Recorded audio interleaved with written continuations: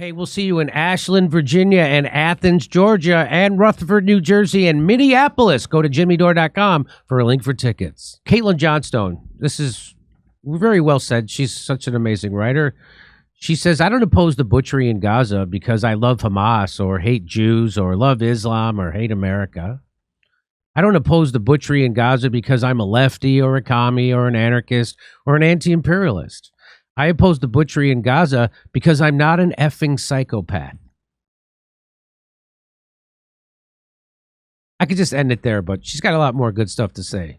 She says, opposing Israel's butchery in Gaza is so obvious, so common sense, such a bare minimum fundamental level being human 101 position that if it isn't immediately self-evident to you after learning the basic facts, your problem is much, much deeper than whatever ideology or bias or prejudice you might happen to have. That's why it's very hard for me. Like, I have friends who are Zionists, and they like to do the thing, Jimmy, it's war. Look what we did in World War II. Yeah, and then we had the Geneva Conventions to make sure you can't ever do that again. To make sure the stuff that we did, you're not supposed to ever do. And when we do it, it's supposed to be a war crime. And it's supposed to be the worst thing you could do as a human being. So it is crazy to watch the mental gymnastics that people who are Zionists and on the side of Israel in this conflict do to themselves to maintain it. There's something wrong with you as a person. That's what she says. If you support Israel's butchery in Gaza, you've got much bigger problems than merely not having the correct ist or ism belief system. You're just all effed up inside. Your conditioning has made you into a generally shitty human being. You have deep and immensely consequential flaws in your character, and you won't mature as a person until you heal and transcend them. Now, I think I know people who are great human beings and courageous in other areas, but for some reason, when it comes to Zionism, they just turn into this. So I would disagree when she says that you are generally shitty human beings. It's amazing how people can be generally great human beings and then horrible when it comes to this. Now, if you're it's hard to redeem this, right? That's why it was such a heartbreaker for me with RFK Jr., because it's like, dude, you say so many good things that we need to be said, but I can't be for this. I can't be seen being for this. I can't be for this. This is beyond the pale, as Kyle Kalinske used to say about Joe Biden. It's beyond the pale.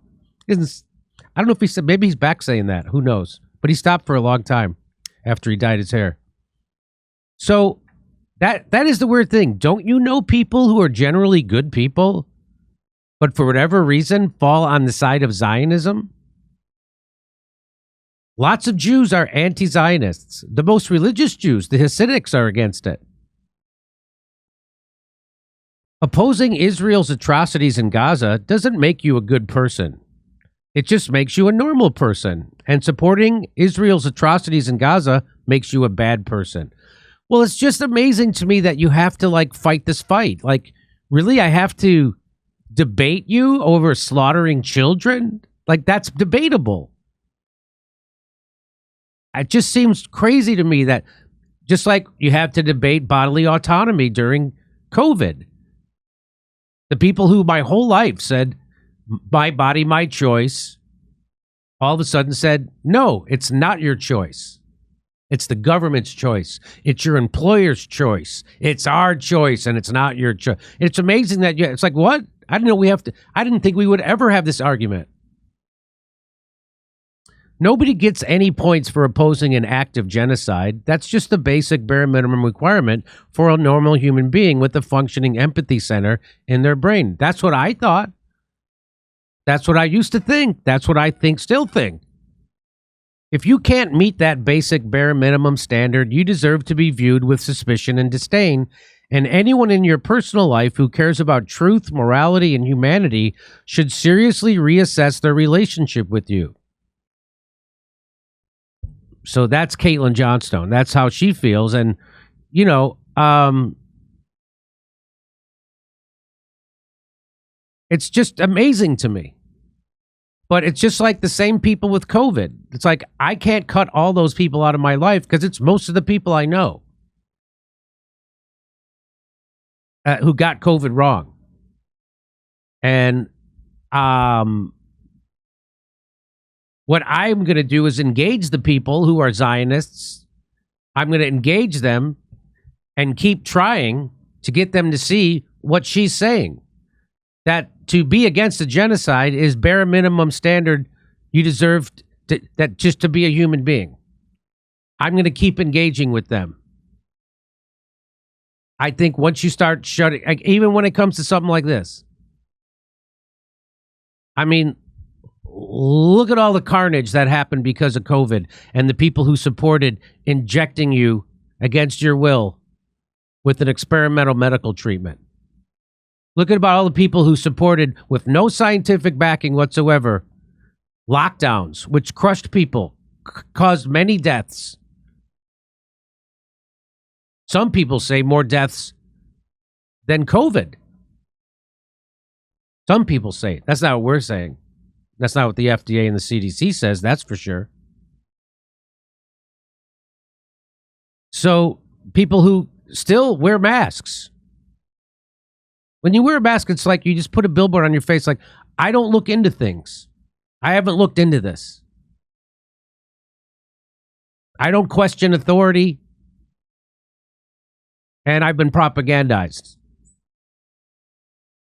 You know, Fauci doesn't wear a mask anymore. Wouldn't that make you think a little bit? Anyway. So, I love Caitlin Johnstone. I think she writes great. I think she makes a lot of great points. I agree with her that opposing genocide should be the basic for being concerned. So I'm just going to keep, but I saw all those people during COVID just abandon every principle that they had. And so you have to constantly keep engaging. I think when you shut people out, it makes things worse. But I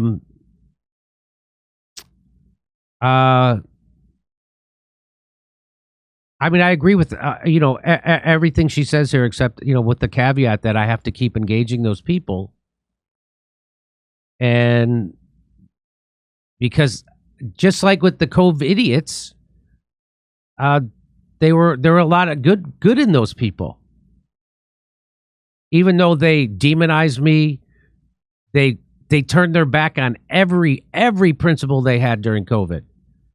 Questioning authority, not following rules without question. They turned their back on free speech. They turned their back on bodily autonomy. They turned their back on pushing back against big pharma propaganda. They turned their back against having a healthy skepticism of government. They turned their back on everything. So, what's the answer? The answer, my answer is to keep engaging those people, and you know, don't allow their hate to turn you into a hater. It's not easy. I certainly have a lot of anger for the people, certainly like people like Chris Cuomo, who now tries to absolve himself in the most disgusting, duplicitous way possible. It's transparent. Everybody sees it. Thank God. Thank God. So, anger can be helpful. I think hatred is almost always destructive. And, you know, not that you don't fight Zionism. I fight it. Just like I fight fascism. But this we have to stop the era of cutting people out, and we have to start, because that doesn't work. It just makes people more solidified in their position. Hey, we're doing stand-up in Ashland, Virginia, Athens, Georgia, Rutherford, New Jersey, Minneapolis, Minnesota, Ontario, California, Irvine, California, Las Vegas, Davenport, Iowa, Chicago, Grand Rapids. Go to jimmydore.com for a link for tickets, and make sure you go to jimmydore.com and don't go to a second reseller. Not good.